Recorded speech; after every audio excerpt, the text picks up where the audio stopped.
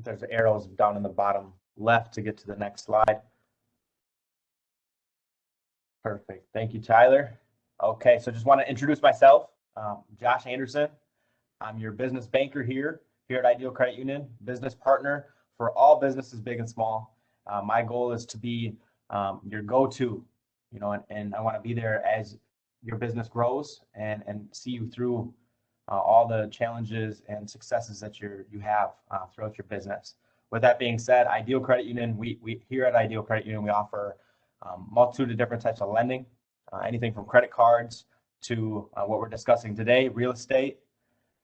We definitely want to help you manage your money as well, whether that's through a checking account, savings account, help you set up for retirement. That's something we can do for our business owners. One thing to keep in mind throughout this webinar, feel free to ask any questions in the chat box bottom right. We'll stop periodically to check for any questions and ask as they come in. At the end, there's going to be a survey, and we are giving away a $50 gift card. We can jump into the next slide now. Wanted to introduce Tyler. He's our speaker today, Tyler Hilsabeck. He's our business advisor out of Washington County. He works with a great program called Open to Business. I'll let him tell you a little bit more about what they do for entrepreneurs like yourselves. Thanks, Tyler. Thank you, Josh, and thank you, Jason and Jane, for having me present today. First, I'd like to kind of get started and talk a little bit about the Open to Business program really briefly, and who we are and how we connect with small businesses in Washington County. Open to Business is a program of a nonprofit in Minneapolis called Metropolitan Consortium of Community Developers. We've been working with small businesses for over 30 years and in the city, and opened further into Washington County about 4 years ago. And what we are is a consortium of about 30 different members that are in housing and economic development. And so we're all in this to promote business support and housing advocacy. And so the Open to Business side of it is small business development. And so what we provide is one-on-one business coaching at any stage of your business. So you could literally be thinking about something 5 years down the road. More often, it's people that are pretty much ready to open a business, and some businesses that are already kind of in a couple of their cycles already. So, a business that's been around for 2, 3, 4 years and looking to grow or expand or anything like that. So, what we do is we offer one-on-one technical advisory it's a free program that's provided by Washington County. So you can meet with us anytime you want, as many times as you want. And there's no pre-qualification involved. So you can be any business. The only thing is to be assigned to me, you just have to have a residence or open a business in Washington County. And we've got business advisors all over the Twin Cities. So really, if you don't have a residence or business in Washington County, we can match you up with a business advisor as well. So we offer a third-party objective view of your business. And so what we really mean by that is just saying, hey, we're not a family member. We're not a friend that's going to tell you just exactly what you want to hear. We want you to know exactly what we think based on our expertise and our team. And so if we think that something needs something to be, to be developed further, we're going to tell you that. And the point of that is not to discourage or anything like that. It's more just to say, hey, here's where I think that you could use some help with your plan, and then help move that forward. And so some of the types of assistance that we can come in and help with is business plan development. We generally don't write business plans for our clients, but we help you, with templates and, kind of what we think is important for your business, whether it's a startup or an existing business. Cash flow management is a huge one. A lot of people are really good at what they do in their business, but they don't really do the financial side of things. And so we can help you, kind of project forward your cash flow, and what that means to your business, what your expenses are and how you make enough money to cover those expenses. It seems fairly straightforward, but it's a little more complex when you really dig into the numbers. Loan packaging, a lot of individuals need startup financing for their business. A lot of not too many people completely bootstrap their business and put their own money in. So they want to get some startup financing, which is very difficult, to get, and just from a startup perspective. And so we can kind of run you through what that process is and what you need to do to prepare for that. Marketing is, today's marketing changes every day. A lot of it's going online, e-commerce, so and then a lot of social media marketing is really important to what you're doing. And so we can kind of go through and take a look at the business's marketing plan and what they've kind of created in content in their social, and to see kind of what your target market is and where you can come in and be the most effective. Strategic planning is just kind of goes a little bit with that cash flow management about where you want to go with your business, how you're going to get there. And then buying a business. We're seeing a lot of I shouldn't say older, I don't want to age people, but a lot of people that are coming out of the pandemic that are, thinking about what they want to do with their business, if they want to sell it, if they want to continue, if they want to retire. And if you look at the demographics of the country right now, there's a lot of business owners that are kind of at that point where it's like, should we retire? And so I think a lot of businesses will be for sale coming up here in the next several years. And so we can help you take a look at what that sales price is, how to look at financials, how to determine whether it's a good idea for you to either buy the business or start a business on your own. And then finally, we connect people with resources. So to the extent that we can't do that direct advisory, if it's a legal issue, for example, or an accounting issue where we don't have the specific expertise, we have a network that we can put you in touch with that would hopefully be low cost and just so you don't have to just break out Google and just kind of shoot from the hip when you're hiring someone. All right, so today we're going to talk about buying commercial real estate, just kind of things that you should think about. The process, is the timing right for you? Is the situation right for you? And so there's a lot of different factors to look into, a lot of factors to consider. And so my goal today is to kind of raise those considerations and talk through them and what you might expect. And then again, kind of lay those issues on the table. And if you have any follow-up or specific questions, you can either say what you have in the chat or schedule a follow-up meeting with me. So the first thing is, what is commercial real estate? Again, kind of seems like a simple question, but it's really kind of broader than you think. Single family and multifamily single family residential is kind of one category in real estate, but there's a really broad mix of kind of what commercial real estate is. We think about kind of like the retail building that you open your store in is commercial real estate. But, we're really talking about those retail buildings, office, warehouses, raw land. Some people might want to be developing and building their own property if they're expanding their business and they need something really, really designed for their specific business. And so buying land is a really big endeavor for people because of the risk involved. Development and construction of the new building, redevelopment of a property. We're seeing a lot of that too, of old buildings kind of in our communities that the cities and counties want to maintain, and so there's tax advantages for buying a building that might have a historical value or something. And so there's a lot of redevelopment going on of those kinds of properties. And then finally, multifamily housing. We know that housing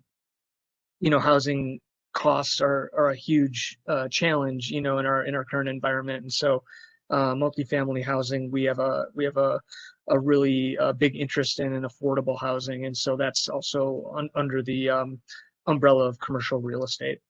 I think for most business owners, it's buying a space to put their business in, and And really what I want to kind of focus on today is kind of what that entails and what your options are. So if we move along here to, when you're ready to buy real estate, you're really kind of tasked with the decision to either buy or rent. And so really wanted to lay out kind of the advantages of both. And so buying commercial real estate, you really the advantages are you're at a fixed interest rate. So when you buy real estate, typically it works like a residential mortgage where you enter into a long-term fixed interest rate with an amortization that could be 20 years or 25 years.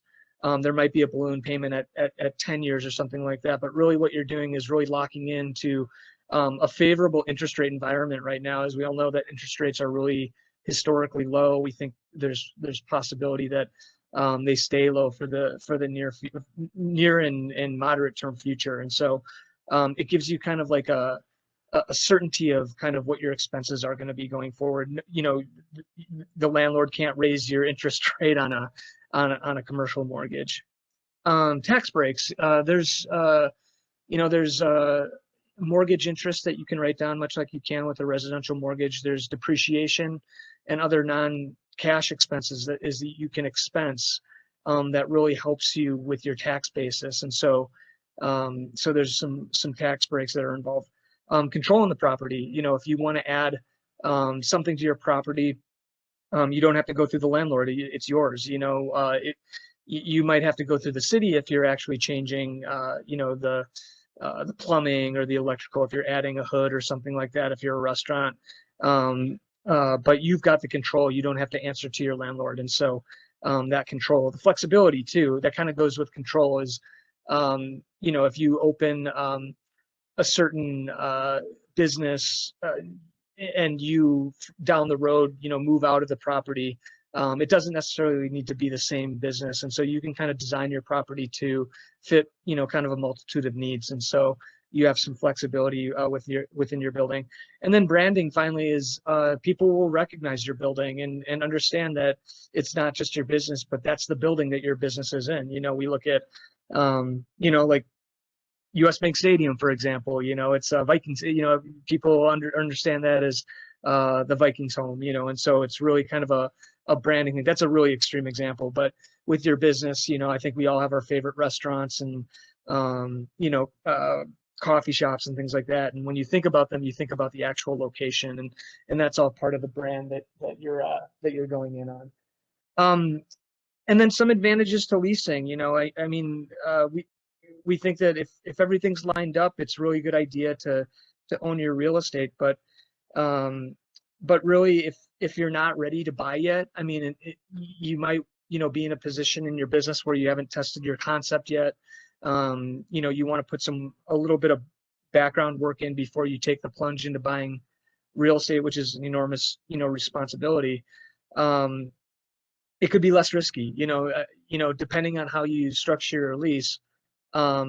You just have to honor the terms of the lease, and then ultimately the market fluctuations are really taken on by the landlord. And so if you think that you're in a really risky environment as far as where your valuations could go, it might be a way to say, hey, we'll wait till the market turns or comes back, and then we can look at something in the future. Responsibilities of the landlord. When you own your own property, of course, any homeowner knows that if you spring a leak, if you have a siding issue or something that needs to be repaired, ultimately you're responsible. So again, kind of depending on how you negotiate your lease with your landlord, you can make sure that that's written in there that would be the landlord's responsibility. So it saves you kind of on that risk. Tenants' rights.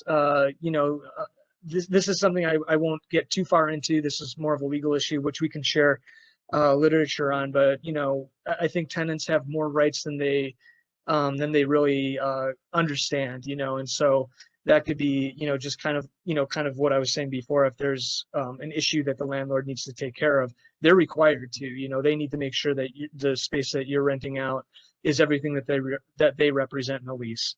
And then finally, I've just been talking about negotiating the leases. When we talk about when we talk about entering into a lease, you've got the power as before the lease is signed to negotiate any and every point within that lease. And so, that kind of goes hand in hand when you're buying a piece of real estate, you can negotiate the price. And so really just understanding that until you've entered into an agreement, you really hold a lot of leverage, and to understand that. I understand that, people get really excited about a property and want to move quickly to make sure that no one else buys or leases it, but really just understand what you can take on before that, and try to phase out the emotional attachment to a place that you're buying or leasing. So those are just a little bit of the advantages of both, but today we're going to talk about buying that real estate. So some of the questions to ask yourself when you're buying is, what kind of property are you looking for? Is it that retail space? Does it have the capabilities to have some multi-uses? Are you buying in the next bullet point, are you buying for your own business? Are you renting it out? Sometimes it might be a good idea to buy a place that has a couple different units, to help you with your rent. It's kind of like buying a duplex when you're doing residential. What's the flexibility of what you can do with those businesses? I know in my neighborhood, we've had a couple of retail spaces that have completely changed what the business is, and so having some flexibility in that is really helpful, rather than just have it be one specific use. So if down the road you move out, you want to make sure that you have something that's you're able to rent out if you decide to keep the building. What geographic area would be ideal? That's a moving target, really. Some real estate markets are hot, and you just want to kind of maintain that that ability to negotiate and understand kind of what the market is around you, and we can certainly help with that at Open to Business too. So if you're looking and saying, hey, what's the average square footage, price per square foot on a piece of real estate, a retail real estate or something like that in this general area, you want to have a good picture of what that sales price is, and where you're located, where's your target market for your business, and just making sure that you're geographically in a good space for your business. Your risk tolerance, how much you're willing to put into it. We say to our small businesses when they're starting up, your financial risk is how much you're willing to lose. So everything that you put into your business is at risk, and so you can mitigate that somehow, some way, by really looking at a piece of real estate that might not be the ultimate dream, where as far as how large you're looking for, you've got to make sure that it fits in your budget. So maybe if you ultimately want a 3,000 square foot space, but your budget is 1,500 square foot right now you either move on that smaller space immediately and grow into that larger space, or just hold off and save money and kind of get to the point where you can get to that 3,000, or whatever that size might be. And then what skills can you bring? What can you handle as far as negotiation? Looking at real estate contracts. We'll be talking a little bit about assembling your team, and so really what you want to make sure is that if you don't have the specific skill set or confidence in what you're looking at, just to make sure that you've got the team around you that's advocating for you, and really handling everything that needs to go into a real estate purchase. So specific considerations when deciding where to buy the business. Of course, everyone's heard location. Again, that's really important. You want to make sure that it's right for your specific business. If you're doing something that doesn't need foot traffic, you don't necessarily need to be in Tamarack Village. If you have something that really requires people to come into your specific business, like a grocery store or something like that. That's kind of changing a little bit right now, but really, if you need that foot traffic, you want to make sure that you're not out in a warehouse somewhere. You want to make sure that legal considerations are right for your business. A lot of that is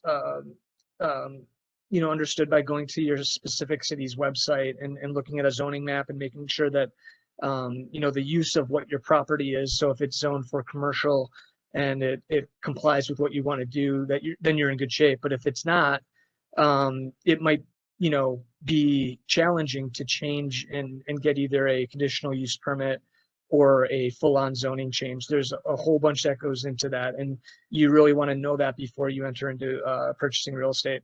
Physical location or physical condition, same with residential. You want to make sure that you've got a really good inspector to make sure that you're not buying something that's lemon, that might be leaking roof or things like that. So you want to make sure that you're buying something that either is in good shape or can easily be mitigated. Parking, that's a huge one too. You don't want to be short on parking. If I work with a business in Washington County that kind of grew out of their space, and there was nowhere to go in their parking. So they loved their location. They loved everything about it. They had the space to expand their business within the building they were in, but they just couldn't. They couldn't satisfy the parking of their employees, and so it presented a unique issue that they weren't necessarily anticipating. And then finally, just flexibility. Again, just kind of where you want to buy. Do you have a couple different locations that you can? A lot of times, people have an ideal, no pun intended,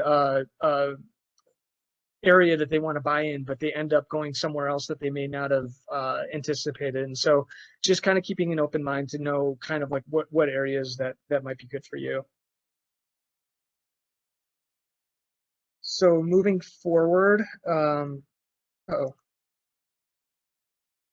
so talking about assembling your team. So you want a real estate agent that you really, is advocating for you. You want to make sure that they're looking out for you. They understand what your criteria are, what your budget is.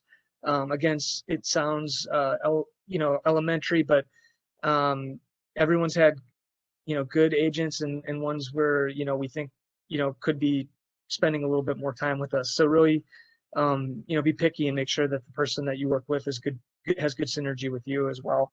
Plug for ideal, you want to get your good credit union or your banker, your lending partner. Ultimately, you're going to be, one of the, trickiest parts or, important parts, I would say, is getting your financing in place. And so we'll go through that in a little bit, but really having a good, responsive and a good bank or credit union is going to be really important for you going forward. An accountant, once you start your business and you have real estate component of it, you're going to want to know how those two things interact. A lot of times people have holding companies for the real estate and operating companies for their business. And so there's that kind of goes in with the lawyer too. The lawyer is going to review your real estate contract and everything like that goes along with actually purchasing the real estate. But then understanding how the entities might work together, that are the real estate holding company and the operating business. So really having a good team around you is going to be important. A lot of these things, people don't do on their own. And so, my advice would be don't try to do it on your own. Get a good team around you. So you're doing the right thing.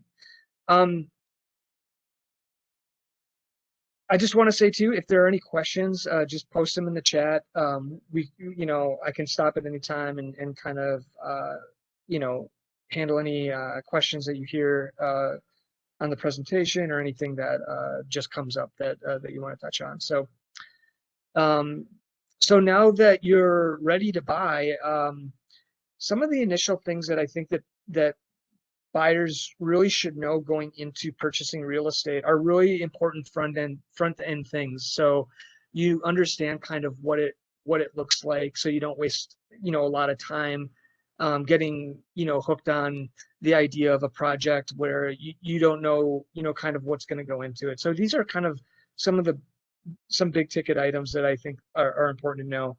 Upfront equity is a lot like residential real estate, where you need to have generally 25% of equity into the purchase. And so that could be higher or lower by a certain extent, but you're gonna need some level of equity in. And so, when you're talking about buying a $500,000 property, that's $100,000 that you're gonna need to come up with. And so really understanding what that is. And if you don't have the equity now, kind of how you're going to get there, or again, like what's your price point? Do you have to modify your price point? Appraisals, any commercial real estate purchase is going to have to come with an appraisal as part of the underwriting. It's really just the inverse of what equity that you put in. So if you put in 20% equity, you'll have an 80% loan to value. And so that's, again, just for the banks and the credit unions and whatever lender is involved to have some protection and collateral with the purchase. Loan terms, as mentioned before, usually are 5 to 10 years with a 20 to 25-year amortization. And so that just simply means that the amortization is stretched out over 25 years in effort to lower your monthly payment.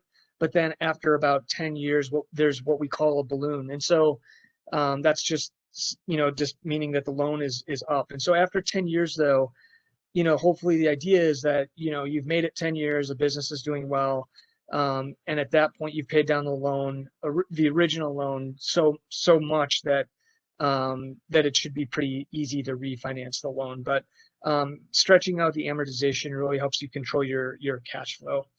Environmental is a huge issue. When you're buying a piece of real estate, do you know kind of the history of the property? If you're buying a place and you want to open a bar or a restaurant, was it a gas station before, or was it a dry cleaners or something where historically there have been soil contamination? And so a lot of times lenders will require that an environmental, all the time they'll require that an environmental report is completed. And so you don't want to be surprised by any remediation that needs to be done, because that can be really, really pricey. And so you want to make sure that that responsibility isn't, on you, before you purchase. And then other considerations, kind of like what we were talking about before, parking, zoning, things like that. So when you're ready to go, you are going into a loan application. And so what you'll kind of need to get your ducks in a row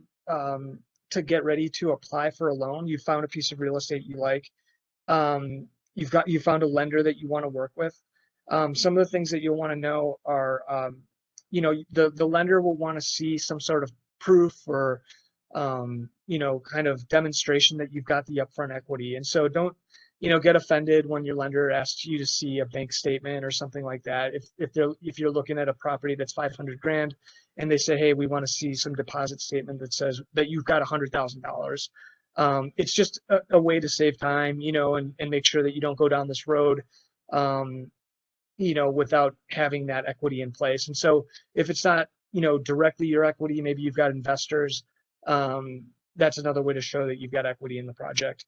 They're going to want to see information about the size, the scope of the project. And so if you've got a property that you're buying a shell of a space that needs to be improved into whatever you're buying, whatever you're building. So if it's a restaurant and it's a shell of a space and you need to add a kitchen, or you've got to add something, they're going to want to see a sworn construction statement to see, how much that's going to cost, because that's going to be a huge part of your loan, not just the real estate, but what the improvements are to get you to a fully improved space. Equipment, if you have, we look at all the entire project budget. It's not just the real estate, it's what it's going to be to take your business to get up and running. And so, we talk about capital improvements, the sworn construction statement, the list of equipment, some soft costs, everything that would go into the total project costs.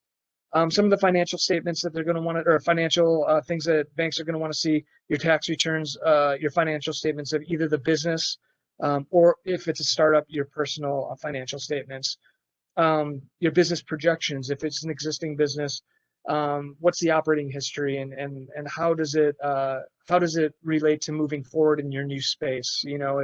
If you've been operating kind of at a bare bones level out of your house or out of a small space, how does moving into a larger space help your cash flow going forward? Banks are going to want to see that to make sure that there's enough cash flow to service the loan. And so we call that debt service coverage. It's a banking term where it's simply how much revenue is coming in from the business, and is it enough to pay for the expenses that your business incurs. And so that's your mortgage and your insurance and your utilities and things like that. Banks and credit unions are going to look at your credit report. They're going to look and see, kind of what's your repayment history. We can go through the details of what the credit report is, and if you want to talk one-on-one about that, but that's a whole different issue, of what credit scores are, what goes into that, how you can improve your credit score, what banks typically look at as a minimum credit score, and how you get that score up, and really just demonstrating to banks um, that you have taken credit out, and that you have the ability to repay that credit. And so it's really kind of a tricky thing to understand, kind of the credit report, because there's a lot of people that are really responsible with their credit, but they have lower scores because they just haven't historically taken credit out. And believe it or not, credit bureaus will hit you on that. And so that's why you hear people say, it's a good idea to open up maybe 1 or 2 credit cards to establish that credit history. So we do have a question that came in, and I'll pause and look at that question. Due diligence is a huge component of purchasing real estate as an investment vehicle. Can you speak on a process you've had success with? Yeah, definitely. I mean, so due diligence, I think a lot of I think a lot of success is just having a good supportive team around you, and understanding kind of what you're getting into. And so one property that we've had some success with is, it was a business that was considering either going into their own property, or even going into a property that they could rent out. And they found a space that was perfect for them, and then they had 3 different businesses that were already in the location that had existing leases. And so it was really a perfect situation for them. And so that was part of the due diligence going in, was, hey, they wanted to make sure that the other renters were in there long term. Some of their leases were coming up, and so they kind of, as a due diligence process was moving forward, they met the business owners. They said, hey, I'm going to be the new owner of the building. We want to make sure that you guys are, comfortable and want to stay in the space. If so, let's reestablish a lease. And so I don't, they didn't necessarily jack up the rent. They kept it kind of similar, but they wanted they wanted a little bit more security, that they knew that these renters were going to be there. They were good partners. And so they did that. They also did an environmental report, which uncovered something where there was something that was potentially leaking from the elevator in the building. And so, that put everyone's big red flashing lights up, because, if you're talking about soil contamination, it could be a really big issue. What we found out is that it was really just kind of a surface issue, and it could be remediated for a low cost. But it's one of those things where you want to uncover these things in due diligence before it becomes an issue, and so you really want to uncover every rock and make sure that you're doing that due diligence. And we've got due diligence checklists that we can share with everyone, that kind of show, kind of the things that you want to look at, and kind of like, go into a little bit further detail when you're doing your due diligence. So thank you for the question. If you've got any follow-up questions too, just please with the chat, and we can kind of continue and then kind of jump back into any questions that you might have. So the loan application process itself, I think a lot of you have, again, kind of, been through a residential, or maybe you've already kind of gotten into a commercial application process for either real estate or just, a loan in general. So for commercial real estate, what's going to happen is you're going to provide a packet of information to the lender. And so, Josh, Jason, and Jane can get into their request list, but, generally what they're looking for is a combination of your financial picture, the project picture, and, kind of put together a packet of things that would help them with their due diligence, to help them assess the risk of the project and mitigate the risk based on the information that you've provided them to make sure that, this is a good deal for them going forward too, because ultimately your lender in a commercial real estate purchase, 99 times of 100 is going to have more money in the deal than you do, and so the risk that they have is quite substantial too. So they're gonna poke at everything and make sure that everything works out to their satisfaction. And so they'll give you a packet of information to get. They'll review it. They'll make sure that it hits kind of the parameters that they're looking for, and your lender. I encourage you to talk about that up front with your lender, kind of what are the different parameters that you guys are looking at. Some of the stuff they'll be able to share with you in detail. Some of the stuff might be a little more nuanced that require a little bit different conversation. But again, I can talk to you about what generally banks and credit unions look for. If everything kind of goes through or everything kind of, you've got the complete financial package to the bank, they're satisfied with it, everything looks good, they'll engage an appraiser to again kind of do an appraisal, and so depending on the size of the project, it's a fairly involved process, and so an appraisal could be something where it's fairly easier to determine value.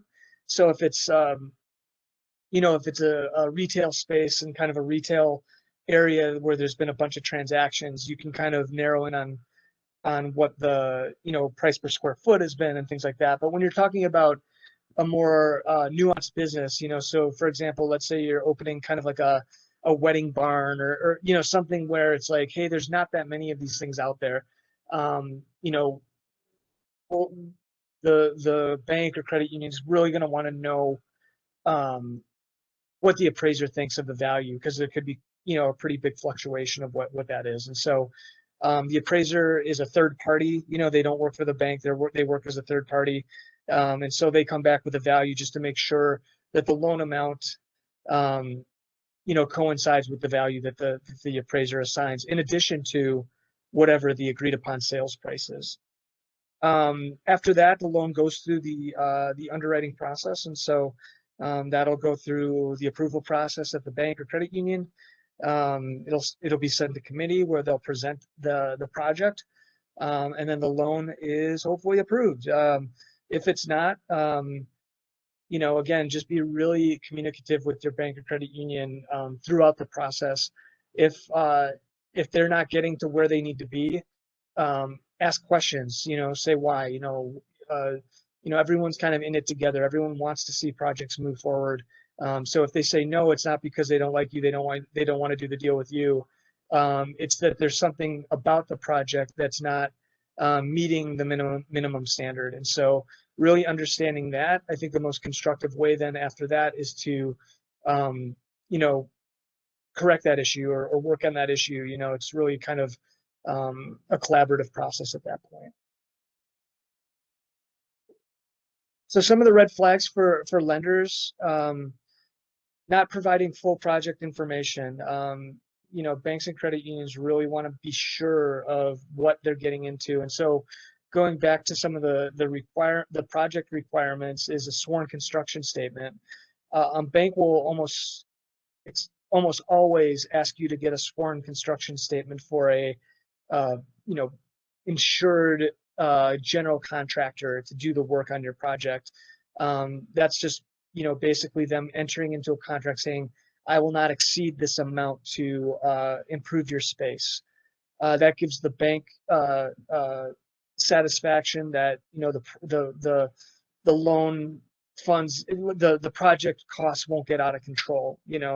And so if that's lacking, or if that's not sure, if it's your cousin that's providing the project costs or something like that, nothing against your cousin, but if it's not anything that's binding, a lot of times everyone knows that construction costs are pretty sky high right now. Material costs have gone up a lot, and so we don't want to be any surprises going in. And so really, if you're not providing the full project, your financial information that satisfies the bank, that's a big red flag. It just kind of raises the question too, why aren't we getting provided all this information? And so if there's something that that's not satisfying the bank, they're going to be really hesitant to move forward. No plan to repay the loan. That's, again, if you're a startup business, it's going to be more challenging to show that your projections are something that are really going to go through. There's no proof of concept. But if you've got a business that's really got a really steady and defined set of clients that are going to continue, and yet you can reasonably say, going forward, we had, this much revenue in the last 3 years. It's been growing at 20%. We think that it's reasonable to think that if we move into this piece of real estate, it's going to help our business. It's going to continue to raise 20%. That's good. A bank will like to see that, or a credit union will like to see that. But if you're a startup, it's a little more challenging. Issues with cash flow. Again, like if it's a startup, or if it's a business that is losing money, you want to really be sure that there's a good explanation for that. Sometimes there is a decent explanation for losing money. Hello, COVID. I mean, like if your business was closed for 3 months of the year, and your revenues were down 30%, you could say, hey, there's a reason for this. But what they're really going to look for is this something that's really struggling, and what can we do to mitigate those struggles? And so if there's issues that there isn't really a good answer or response for issues with cash flow, that's a red flag. And then issues with the credit report. Sometimes we see lower credit scores, but it could be for not really establishing credit. There might have been like a medical issue where you got behind on some hospital bills 5 years ago that you've really turned it around. But what people are really, what credit unions and banks are really looking for are kind of recurring negative things on your credit report. Like you got a bunch of credit card debt that you're falling behind on. You've maxed out your credit cards, things like that. So again, we can go into more detail on that credit, analyzing credit. But if there are issues on your report, that could be a big red flag. And then, finally, the loan closing process. Every transaction will go through this. There'll be money put into escrow with a third party. And so if there's a down payment that needs to go in, it'll be an escrow agent. It doesn't go straight from buyer to seller. It goes into, or buyer to seller. It goes through an escrow agent who will be at closing. The closing will, usually go through a title company who acts as that escrow agent. Signing authority verification. So that's just simply, rarely the businesses buy their real estate through their personal name. There's a whole bunch of reasons behind that. The chief reason is that you'll want to set up a real estate holding company. A lot of times that's either a corporation or a limited liability company. And so, of course, you want to set up a separate business so that you limit your risk to what is in that specific business. So like if it's a holding company, it's just the real estate. And so if the real estate goes bad, it's not something where the bank can come after your retirement assets or your, things that you've really established for your personal wealth. A lot of times you'll be asked to give a personal guarantee, which is a promise to repay.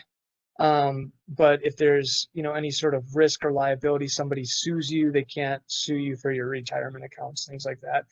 So anyway, going back to the signing authority, it's just basically saying that you've created an LLC and then you individually are authorized to sign on behalf of that LLC or that corporation. And so, again, the due diligence, we talked about a little bit about that, but in the closing, we'll just want to make sure that that the lender has all of those things taken care of, the appraisals in place, the environmentals in place, whatever other documents that the lender would require.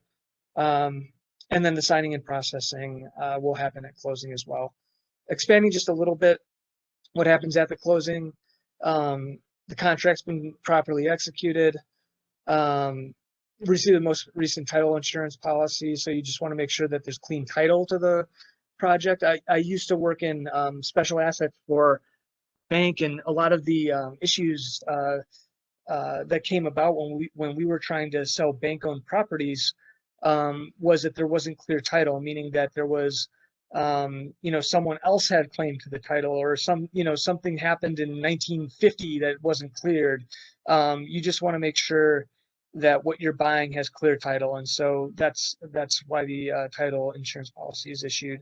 Updated survey, you want to make sure that the bounds of what you're buying. Receipt of leases, kind of what I said before. If you're buying something that has existing leases on the property, or your operating company is entering into a lease with your holding company, you want to make sure that all of those leases are satisfied and current. The environmental report, termination notice, conditions, and due diligence documents. A review of the seller's books and records. So again, if you're buying real estate, you want to make sure that if there's nothing that'll surprise you at closing. So if there's something that the former owner just spent a lot of money on, like if they redid the roof, it could be a good thing too. If you see that that they're being really responsible with the property, and they're making improvements as needed and things like that. That's going to be important to know. Conversely, if there's an inspection report and they say, hey, this roof hasn't really been dealt with in 30 years, and you get the financials from the seller and everything that you've gone through, and the due diligence says that they haven't really put anything into that, you might be at risk, of a quick a cash event, we'll call it, of something that you're ultimately going to be responsible for. So having the books and records can show, if there's any capital improvements that have been put in, but also if there's been a business that's similar to what yours is that have been operating out of that property, that it's profitable to your satisfaction, and that if not, you can really uncover the reasons why. Maybe it's someone that's retiring, or someone that's really been putting half of their energy into the business, where you can step in and say, hey, I'm coming in, really with some ideas and things that can really boost the sales of this business. But that's why you want to make sure that what the seller of the business has been up to. Confirmation with zoning compliance. Again, you don't want to buy a building that ultimately you're going to enter into a big hassle with the city that says, hey, this is zoned C2 when it needs to be C1, where it's something where you're going to be tied up in a city approval process that might not go forward. So there's ways to deal with that. You can talk to the zoning departments within the cities directly. They're usually very collaborative. We can help you with that. Open to business. Be in touch. I actually had a meeting with the city of Woodbury this morning, and so they're very eager to work with the business and make sure that all the ducks are in a row from a zoning perspective. And if not, what would that process be to make sure that you're complying with the zoning? And then also, if there's any outstanding tax liens or any issues, that'll come out in the due diligence, the final due diligence, the title insurance. If there's a tax lien on the property, obviously you want to make sure that that's taken care of. So you get clear title, and so you don't enter into a transaction where there's a tax lien on the property that you just bought. That will all come through in the due diligence at the end. Don't get scared about entering into something that has a tax lien. The thing I would say is just make sure that those due diligence items are taken care of prior to closing, so those are uncovered. The thing that you don't want to do is have that fall between the cracks, and that should come through with the title report. So with that, I can pause and have any final questions in the chat, or if anyone with Ideal has any questions, to open it up to the group. But I just want to thank Ideal again for allowing me to come in and do this presentation. And if there's anything that I didn't hit that you want to talk about, certainly just post it in the chat. And then I know that a few questions came by through email, so Josh or Jason, if you wanna raise any of those questions, and we can hit those as well. But again, just thank you again, everyone, for your time, and I'll open it up to questions.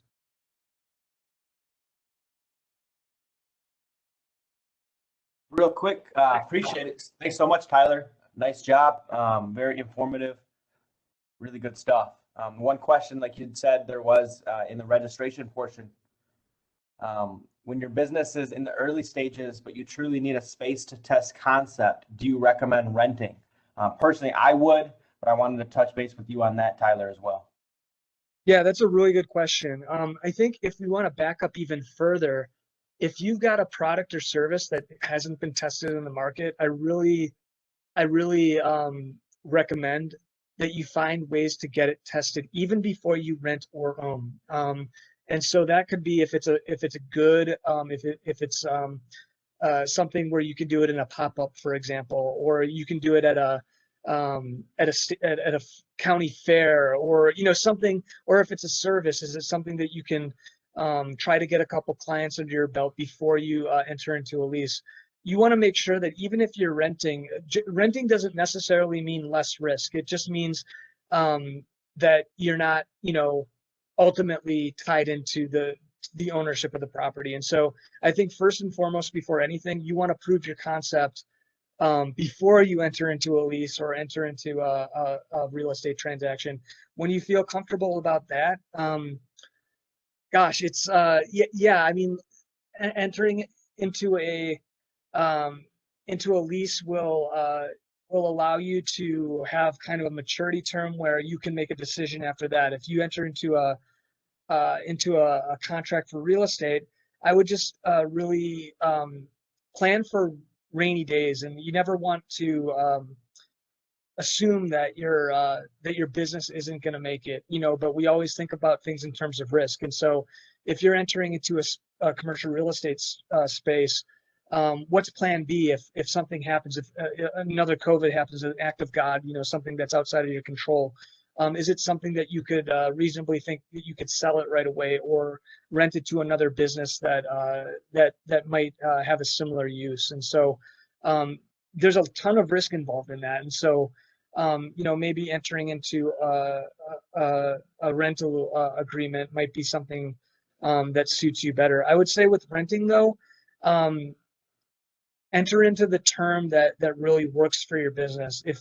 If you're entering into a lease where you're, like, for example, going to do a restaurant, and you're going to put $100,000 in improvements into the restaurant, a lot of those improvements are virtually all those improvements are not yours. You're doing that on behalf of the landlord. And so the advice there would be, work out an agreement where the landlord is taking on some of those expenses, or giving you a few months of rent for free as you improve that space. Really the nightmare scenario is you put in a ton of money into whatever business that you have, and then your lease term is 1 year or 2 years or even 3 years.